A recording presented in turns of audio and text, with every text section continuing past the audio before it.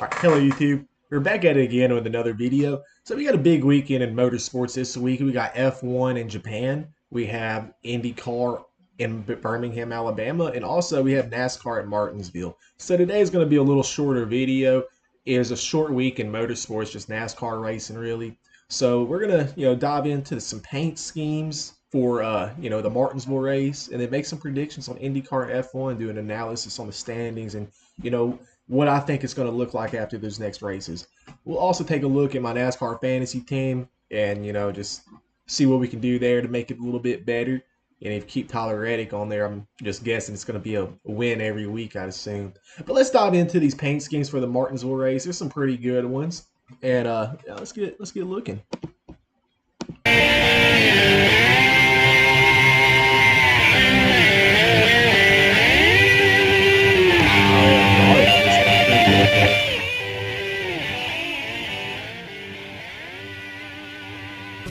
I like that 3.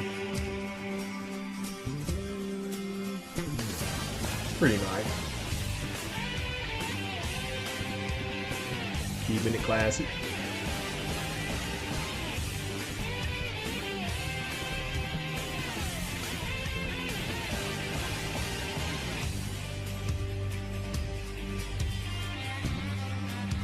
All right. They're running a lot of secondary paints. I'm not too big of a fan of that chase car. Yeah, they seem to be running a lot of secondary paints. Yeah, all these are secondaries. I like it. I like it. I'm always gonna rock with those Grizzly cars, dude. They always look nice. Shit, I want a high protein bagel. I always love the Bass Pro cars. Oh, Seabell ain't rocking the fucking secondary. Even Wood Brothers rocking the secondary paint.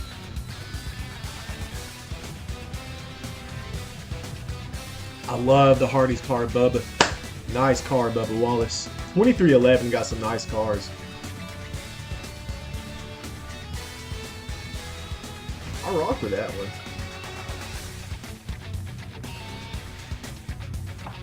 Yeah.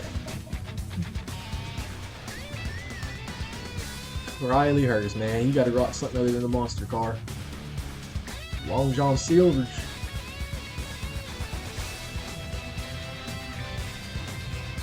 Be cool if Haas, like, in NASCAR. I always love the Dollar Tree cars, but it would be cool, Haas is rocking the Godzilla car in F1 this weekend.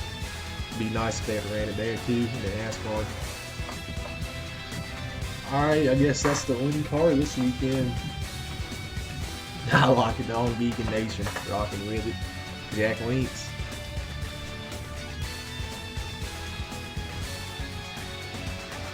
Pink car, alright. Ty Gibbs and the Monster.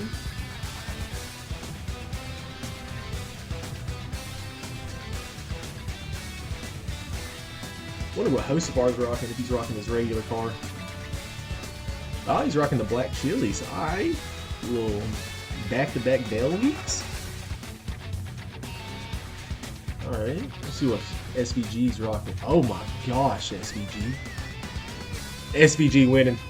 Oh my lord. Alright, SVG. Yeah, what a paint to end that on. That's nice. Yeah, I rock with some of these secondary paints, Not too big of a fan of Chase Elliott's. I do like his Amazon Prime car, and the Lumina or whatever it is, the red one he rocks to try to, pay homage to his dad and stuff. I really rock with that one. But yeah, I think the best one is either between Bubba Wallace and SVG. At 23 and 97, those cars look pretty nice.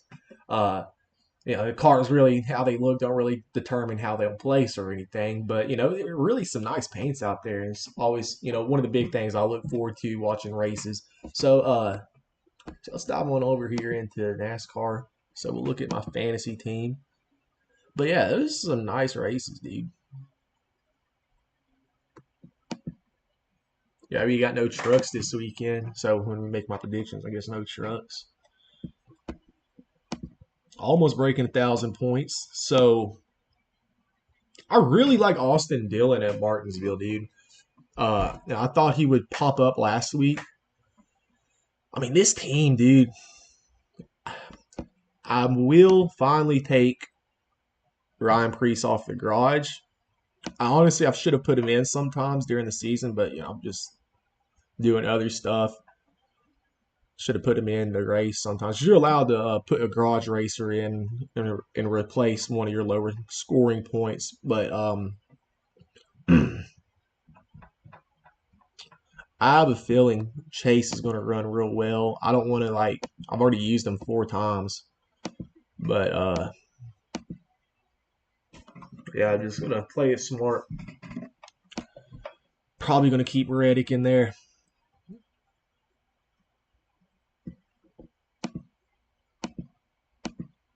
Oh, hold on. Never finished top 5 at Martinsville in 12 starts. Only 2 top 10 finishes at Martinsville. Huh. All right, now we're getting something.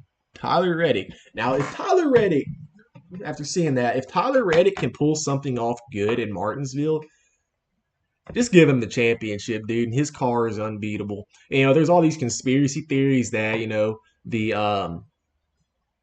that court case that happened is giving 2311 and Danny Hamlin special boosts and stuff. It's a conspiracy theory, in my opinion, until I see something, that confirms it. I'm pretty big into conspiracy theories and other stuff, but like this right here, nah. I really don't think Tyler Reddick. I just think he's having a good year. He is a good driver, and if you look at the stats from his previous races that he's won this year, he's always a top finisher. Like he's been a top finisher at all of those tracks. He's one of the best drivers other than SVG at Coda, where he got that win. Daytona, yeah, okay, Daytona is a lucky track. You got to get lucky at Daytona. And then Atlanta, yeah, he's been finishing good in Atlanta. He's finished good at Coda. He's one of the best finishers at Coda, obviously. Darlington, he's one of the best finishers at Darlington. And it's kind of weird to me to think that, he runs so good at Darlington, but he can't do crap at Martinsville. And that just shows how chaotic the Martinsville track is. I'm a big fan of Martinsville and Darlington. I love short track racing. If NASCAR was just short track racing, you probably wouldn't even hear a complaint from me because I think it's so much more entertaining. I mean, yeah, I keep Talladega, Daytona, and Atlanta, but you know, if somebody says, "Oh, like Brad Keselowski," he's been on a big push to remove road course racing from NASCAR. If NASCAR, came in and said, "Oh, we're going to put short tracks back on the schedule, go back to these historic tracks that we used to run at," I think that'd be pretty awesome. I mean, I feel like it wouldn't really help us grow overseas, but NASCAR isn't an overseas sports. They race in North America. You know, you know, down in Brazil, they mess with NASCAR pretty heavily. They got their own NASCAR series. They're even building an oval. So to say ovals are like, not a popular form of racing is just a misunderstanding. Like they even run ovals in the European NASCAR series. I think they have one in the Netherlands. Uh, Brazil, well, Mexico. Mexico has a huge NASCAR series. Daniel Suarez raced in it, and so they have a lot of great talent in North America. And to say that it's just strictly an American sport is not something that I really think it is. I think it's a North American sport, right? I don't think it's not as prominent in Europe because they're stuck on, and not saying stuck in a bad way, but they're stuck on F1 on road course racing street circuits. They don't really have ovals there, and you can watch something and say it's easy, but then you hop on iRacing and you try to turn left on an oval and you'll spin out, dude. It's a very humbling experience, honestly. Ovals is not easy, dude. They're so chaotic. I mean, you just got to get lucky for real. And you got to have the skill and know what you're doing with the driving. So, anyways, I was rambling on about short track racing. I love it, as you can tell.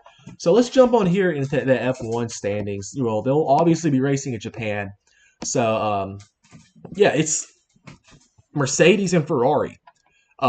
we see Haas at fifth place, and that just shows like what's going on. These cars, I these cars aren't where they're supposed to be. I know I ranted about this last time, but I'm gonna give them the benefit of the doubt, right? Because it's their first year running these cars. So before we make any judgments about these cars, about this season, let's at least get the halfway point because they're still learning these cars. Maybe not everything's there. Maybe we still got to wait to the halfway point to, fully get to the point to where the drivers feel comfortable driving the cars and the mechanics, know what they're doing working with these cars. It's a whole new setup, dude. Like everything about it is new. You literally are playing Mario Kart in these cars essentially, and you got yes, it's stupid, but it's the pinnacle of motorsports apparently. So we'll just see how that plays out, and this is just this is different, dude. And I'm not complaining or anything. It's just not.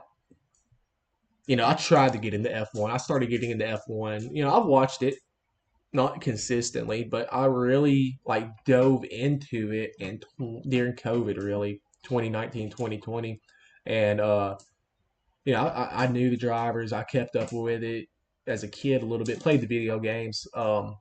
Just never really been able to watch it because cable and all that shit's expensive, and then you wake up at 4 o'clock in the morning. And back when I was a kid, they really didn't race in the United States, so it's catch what you can really.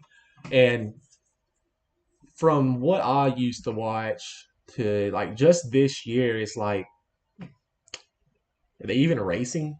They're just letting off the gas, let the power boost up, and somebody overtakes them. It's not really an overtake because you have to let off the gas to, let off the acceleration. I don't even know if they call it gas anymore, but let off the acceleration to, try to charge up and then hopefully get your position back. It's not racing, dude. It's just power ups and power boosts.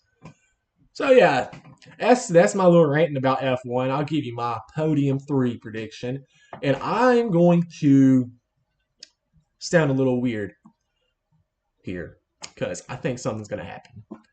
I know my boy Jor is gonna be happy with what I'm going to say. Who my winner is, but coming in third place, I will have Kimi Antonelli. Second place, I think Max Verstappen, is going to get his P's and Q's together. He's not going to win the race, but he's going to get second place, I feel. And topping that podium is a Ferrari. And no, it's not Lewis. It's Charles Leclerc. I think Charles Leclerc is going to get this a win this year. And I really think that it's going to be a battle between Antonelli and Leclerc, possibly Russell for the championship. But, after seeing last year, you can never count the man out. I'm gonna say Verstappen has a chance to potentially fight for that title. I mean, you see that he's pretty much 43 points off the lead. Missed nothing compared to what he did last year. So it's still early in the season, and we can really see what he does here. A win will change everything. So yeah, let's just see what happens. We see, golly, McLaren's even struggling.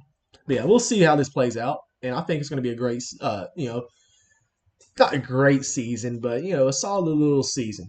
So let's dive on into IndyCar where racing's racing. All right, so this weekend in IndyCar, we're racing in Birmingham. Birmingham is a beautiful track. They call it the Augusta National of motorsports tracks. If y'all don't know Augusta National, it's where they play the Masters. One of the most beautiful golf courses in the world. And what makes, Barber Motorsports have that appeal to it? It's just simply the fact that, they have it's a sculpture park. It's a park and a racetrack. And just around all the tracks, you'll see just different sculptures, different,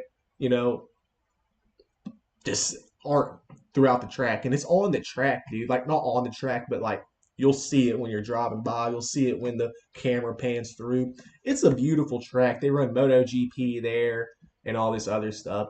It was if I'm not mistaken, the dude who created it was named Sam Barber, and he used to run Porsche cars back in the '60s and stuff. Was pretty solid at it, enough to make enough money to build a racetrack in Birmingham, Alabama. But yeah, he wanted to build a top tier race course in the United States, and it is a beautiful racetrack. They run IndyCar there, MotoGP, and all types of other great events are run there. I'm pretty sure IMSA's run there, but yeah, there's just all types of great events that run there. I mean, you know, like F1's never ran there or anything, but it'd be cool. Like it'd be amazing. Like it'd be close to home too.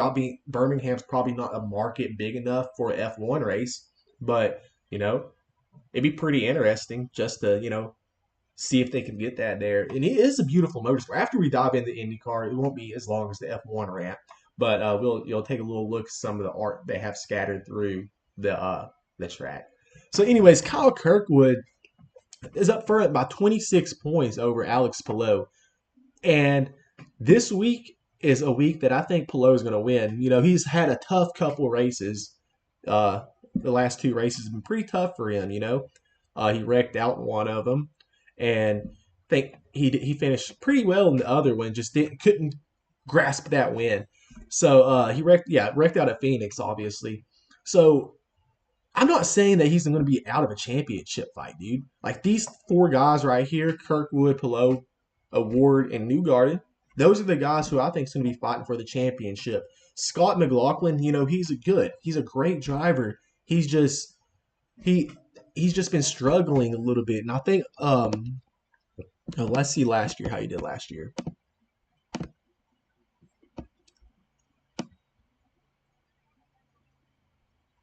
Yeah, like he's Scott McLaughlin's a great driver, dude.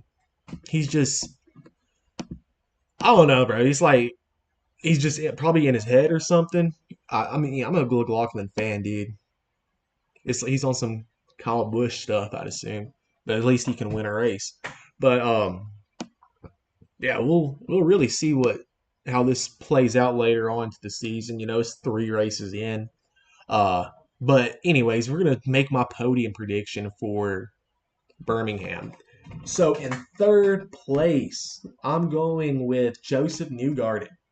Second place, Pato O'Ward is going to soar up into the top 3 and have a great weekend. But Alex Palou is going to have a dominant race, lead most of the race, and just make y'all forget about the past 2 races. He's probably not going to say be back up in first in the standings or anything, but it's going to be a good race. So we'll see how that plays out, and let's take a look at Barber Motorsports art.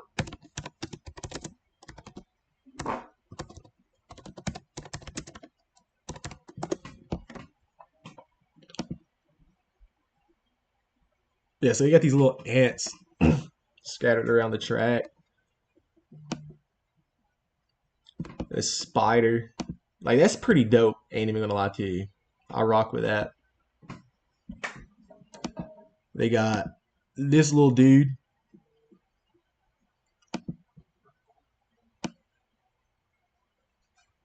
Now, there's this lady in the lake thing that's like massive. Yeah, I gotta find it. I think it's like the centerpiece of the track, pretty much. Yeah.